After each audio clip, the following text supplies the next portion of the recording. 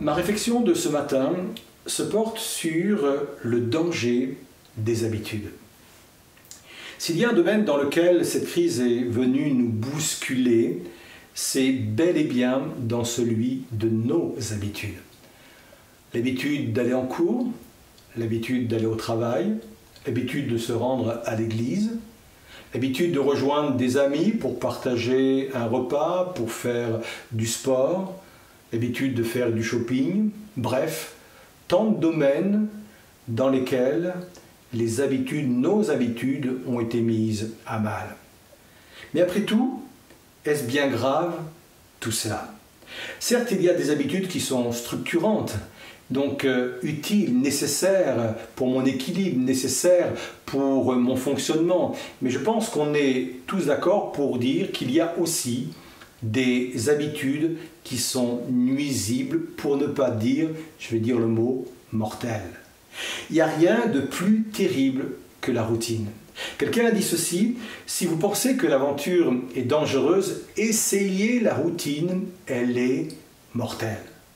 La routine vient détruire nos émotions, vient détruire nos sentiments, elle détruit la motivation, l'ambition, elle produit le renoncement, elle produit la perte de sens et tant d'autres choses négatives. Et la Bible elle-même nous met en garde contre le danger de la routine, de l'habitude. Et cette mise en garde, nous la trouvons avant un événement dramatique que va vivre la famille d'Aaron. Aaron a 2 fils qui sont dans le service et je m'imagine facilement qu'ils devaient être fiers de l'engagement de ses fils.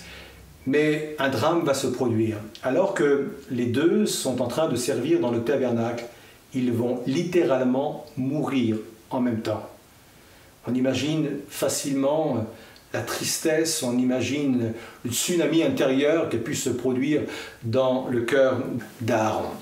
Et suite à cela, l'Éternel va parler à Moïse et va lui dire « Parle à ton frère ». Et cette parole, on la trouve dans le Lévitique au chapitre 16, verset 2.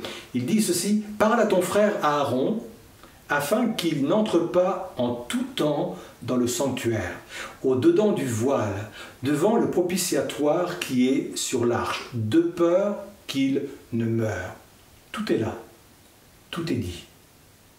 Tout d'abord, on va revenir sur ce que l'Éternel dit à Aaron. « N'entre pas en tout temps dans le sanctuaire. » En d'autres termes, il lui dit « N'y va pas tout le temps. Ne prends pas l'habitude d'entrer dans mon sanctuaire. Ne t'habitue pas à entrer dans mon sanctuaire. » Et quand on est face à cela, on se trouve quand même devant un paradoxe.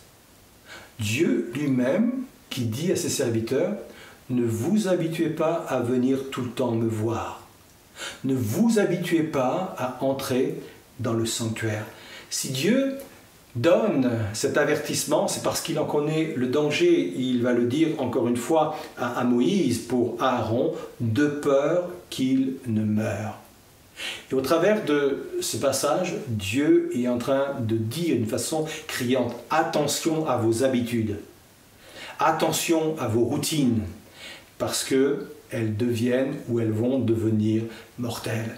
Pourtant, Dieu est en train de parler de la chose la plus élevée qui existe au monde, la chose la plus belle qui existe au monde, ma relation avec Dieu, ma relation avec mon Créateur. Et il est en train de me dire que même dans ce domaine-là, dans la chose la plus belle qui existe au monde, la routine, l'habitude peut m'amener à vivre une mort intérieure.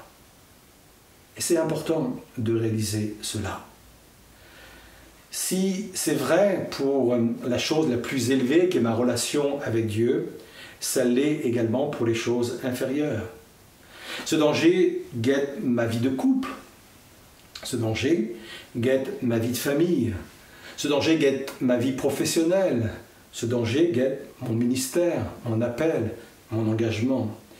Nous sommes face à un réel danger. Que la routine, que l'habitude s'installe dans mon couple, dans ma famille, dans mon métier, dans mon engagement, dans mon appel. Et la Bible est claire, ça va me conduire à la destruction, à la mort de toutes ces choses-là. Ce qui est encourageant, c'est quand la Bible nous met en garde contre un danger, elle ne nous laisse pas orphelins, mais elle nous en donne le remède. Et ce remède, il faut aller le chercher dans l'épisode que l'on appelle l'épisode du veau d'or. Vous vous souvenez, le peuple hébreu est sorti d'Égypte et au bout de quelques temps, plusieurs semaines, quelques mois, Moïse est convoqué sur le mont Sinaï pour recevoir de la main de Dieu l'étape de la loi. Pendant ce temps, le peuple attend dans la vallée et la Bible dit qu'il va s'impatienter. Il faut dire que ça fait 40 jours, 40 nuits que Moïse est sur la montagne et le peuple ne sait pas ce qu'il est devenu. Peut-être qu'il est mort, peut-être qu'il s'est perdu et il s'impatiente. Et il va dire à Aaron, construis-nous. Fais-nous un Dieu qui marche devant nous, comme les dieux qui existaient en Égypte ou ailleurs à cette époque-là. Et Aaron va faire quelque chose d'impensable, il va demander les bijoux des femmes, des enfants, et il va fondre l'or et il va confectionner un veau d'or. Et quand Moïse va redescendre et qu'il va être confronté à ce spectacle, bien entendu, c'est quelque chose qui va profondément l'attrister, non seulement lui, mais également Dieu. Et suite à cette idolâtrie sans précédent, il y a eu plusieurs conséquences, dont, et c'est là-dessus qu'on va s'arrêter maintenant, dont le déplacement de la tente de rencontre à l'extérieur du camp. Je vais vous en faire la lecture de ce verset et on va rentrer dans l'explication après. Exode 33, verset 7, il est dit ceci, « Et Moïse prit une tente et la tendit pour lui hors du camp, loin du camp, et il l'appela la tente d'assignation. » Écoutez bien ceci. « Et il arriva que tous ceux qui cherchaient l'Éternel sortirent vers la tente d'assignation qui était hors du camp. » La tente dont il est question ici, ce n'est pas le tabernacle. Le tabernacle a été construit plus tard. Dans chaque campement oriental, au milieu des tentes, au milieu du camp, il y avait une tente particulière qu'on réservait pour rendre la justice. Et la conclusion est assez simple. Il y avait ce type de tente également au milieu du peuple hébreu. Une tente vers laquelle ils allaient pour rechercher le conseil de Dieu. C'était devenu le centre spirituel du peuple, un lieu où Dieu pouvait résider. Et plusieurs commentateurs juifs disent ceci. C'est du fait que cette tente était au milieu du peuple, le peuple avait pris l'habitude régulièrement d'aller dans cet endroit, dans cette tente, presque en banalisant ce qu'il faisait. On entrait dans cette tente comme on entrait dans sa propre tente. Et plusieurs commentateurs juifs, les mêmes, disent que le fait qu'ils s'étaient habitués à cette tente, à ce sanctuaire, à ce centre spirituel, les a conduits, entre autres, ce n'est pas la seule raison, mais les a conduits à la création du veau d'or. Comprenez bien ce qui est en train de se passer. Et on comprend mieux pourquoi Dieu a mis cette tente à l'extérieur du camp.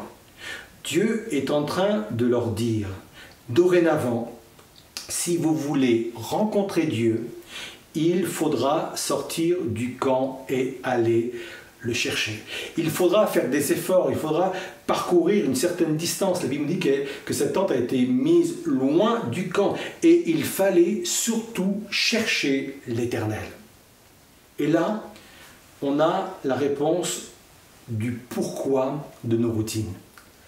Quand on arrête de chercher, on s'expose à une habitude mortelle, à une routine mortelle.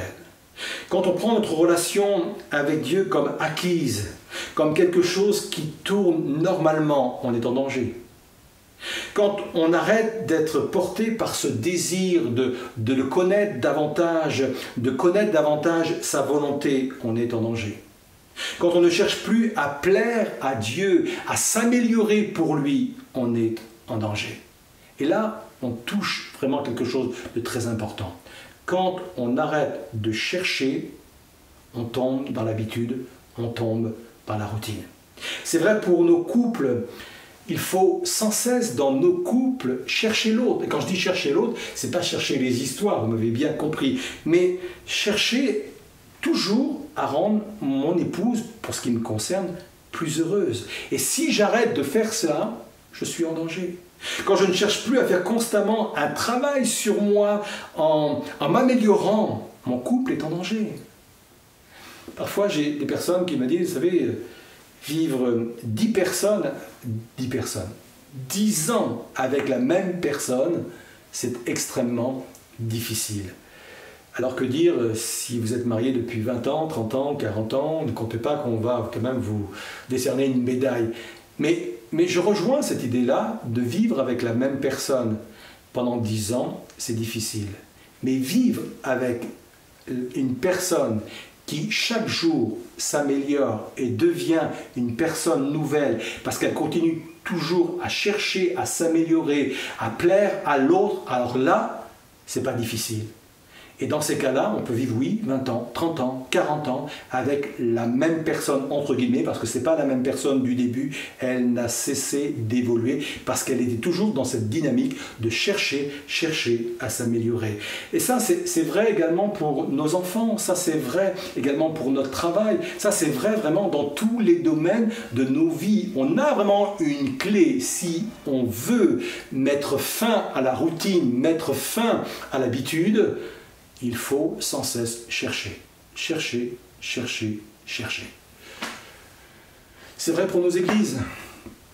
Et je pense qu'après ce temps de confinement, il faudra toujours chercher à s'améliorer, sortir de nos fonctionnements. Pourquoi on a pris l'habitude, et d'ailleurs nous sommes le premier dimanche, on va prendre la Sainte Seine ce dimanche, pourquoi on a arrêté de prendre tous les dimanches la Sainte Seine, on l'a réservé simplement au premier dimanche du mois? Parce que nous étions tombés dans les habitudes, dans la routine. Il n'y avait plus de sens à prendre la Seine et on voulait redonner du sens à cela. Pourquoi on n'exerce plus les dons spirituels comme on le faisait auparavant le dimanche matin? Encore une fois, parce que nous étions tombés dans la routine et l'habitude, c'était toujours les mêmes personnes, pratiquement toujours les mêmes prophéties, et on était en train de détruire l'esprit prophétique au milieu de nous. C'est pour cela que c'est important de continuer, même pour l'Église. Cherchez toujours à s'améliorer, cherchez toujours à être vrai, à être authentique, à plaire, à faire la volonté du Père. C'est vraiment là la clé que Dieu nous donne pour combattre le danger de l'habitude et le danger de la routine. Pour conclure, on va laisser dans quelques instants, un chant d'appel qui nous sera interprété par Nanou, Ludo, Théo. Et ce chant d'appel dit ceci: « Renouvelle en moi ma passion pour toi. Souffle sur les braises de mon cœur, que ton feu brûle. » C'est ma prière. Et je souhaite de tout mon cœur que ce soit également votre prière. Que ce soit dans ma relation avec Dieu.